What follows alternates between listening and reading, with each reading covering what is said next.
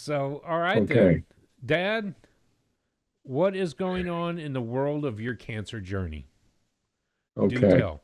Let me fill you in on what's happening in my body, especially, and in my mind and in my spirit, because this last week has been 5 or 6 days have been uh, rather difficult, hard. It's just the reaction of the chemo has hit me especially hard. It's been difficult. I don't know if you can see my hands where my skin is peeling. It's like the back of my hands have been sunburned. My face is all red. I've had tongue sores. My the eyelids, my eyelids have.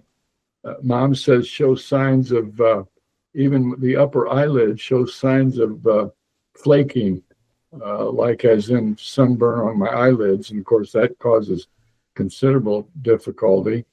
Um, my appetite has tanked. Although this morning, Mom fixed me some scrambled eggs with some ingredients, and I tell you what, I was able to eat a large plate of eggs. Lunch I could not eat, and tonight I just couldn't swallow. Um, my sleep is very limited. I woke up this morning at 5:15, and I actually from for 2 hours, 3 hour, 2.5 hours, I put on the album for the week and listened to that. I could not with that album. There was no way I could go back to sleep. Um, I eventually got the album for What's New. Um, my my eyes water, and I don't know the reason for that. Um, I don't have serious problems in the midsection of my body. My feet, the bottom of my feet are bright red, and even some of my toes are peeling like they've been sunburned. It's a very, very strange situation that we find ourselves in. Um, I have my mouth is dry and my appetite is limited. I have an appointment tomorrow with the oncologist. He'll do some blood work and we'll get results of that. That I'll be prepared for next Monday to perhaps share some of that with you. On the 21st of this month, Mom and I will travel down to Indy, and I will get a PET scan down there, blood work down there, and meet with the thoracic surgeon to lay out and to let us know what the procedure is going to be. He'll maybe introduce us. At least I hope I'm introduced to some of the interns and residents that he works with. Surgery will be on the 30th as scheduled. It'll be, I think I've already said this, but it's 6 or 7 hours, which encompasses the whole situation, the whole uh, getting the IV or getting put to sleep, surgery, and some recovery time. So that's where we are with the chemo treatment. It's not enjoyable, and and I'm not saying that.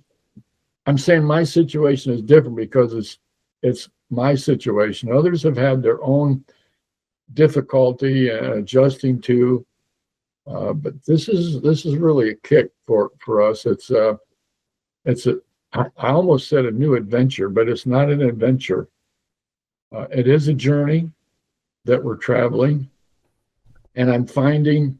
I'll just end with this. I'm finding great solace in reading the scripture, especially as it relates to the the suffering.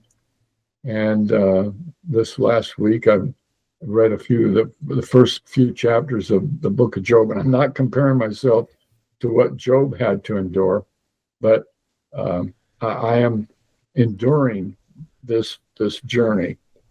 One of the scriptures I'm working on is from 1 Corinthians 15:58, which talks about traveling this journey of trial and to not give up. Let nothing move you, but always think about what this is all about, and it's about bringing glory and honor to God and holding the faith out, holding it up.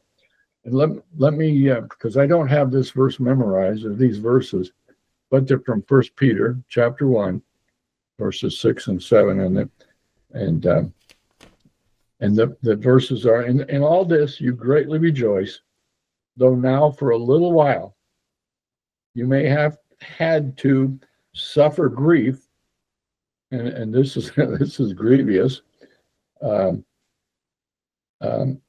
suffer grief and all kinds of trials. These have come so that the proven genuineness of your faith may result in praise, glory, honor when Jesus Christ is revealed. So that's something that I'm holding on to. I'm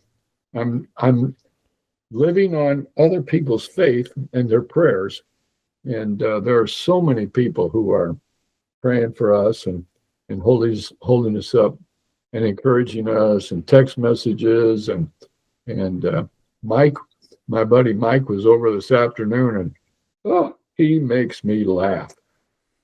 He shared a song that is the funniest song I've ever heard, and I don't know the lyrics, but it was something like Grandma's in the basement cooking something, but she has stuff dropping out of her nose into the cooking, and it ends with Grandma's in the basement working on the food. It was the funniest thing. So, I mean, laughter is so good, and it really does uplift my spirit. So that's kind of where we are with this journey. And Mom is holding up. She's doing well, though her sleep is poor. I think she's just somewhat anxious about it, of course. She did talk with our friend Sharon, who lives within 15 minutes of the hospital. She talked to her today, in fact, just before we went on. And Sharon is more than agreeable for Mom to stay there while we're doing all this. And so that's a real blessing to have a friend like that who is going to open her home to this whole process. So that's where I am.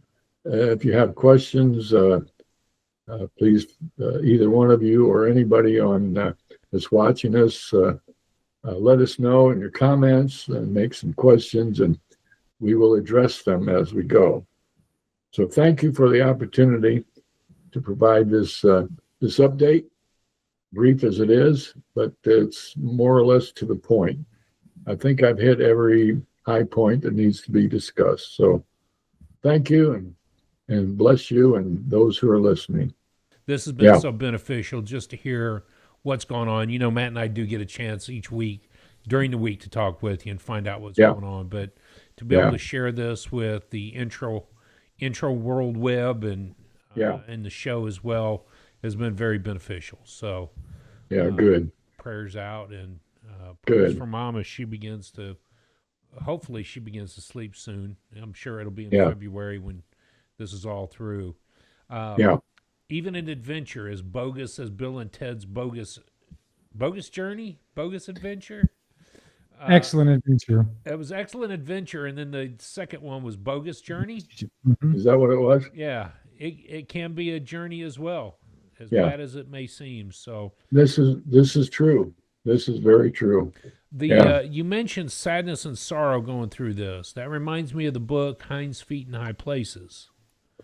When that adventure began, climbing the mountain with sadness and sorrow was important.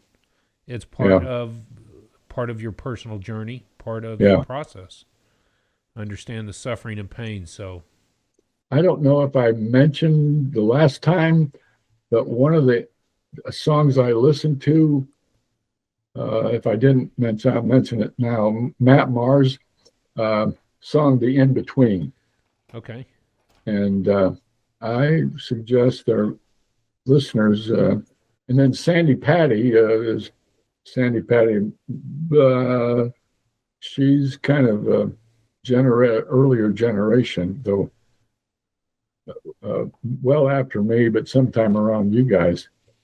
She has a song called "In the In Between," and it's a powerful, powerful message. So, yeah, that's where we are. That's where we is are. there anything in the upside down or just in the in between? Sorry, we just finished the Stranger Things episode. So, Oh, Dad, thanks. I wanted to end on that, but thanks for the update.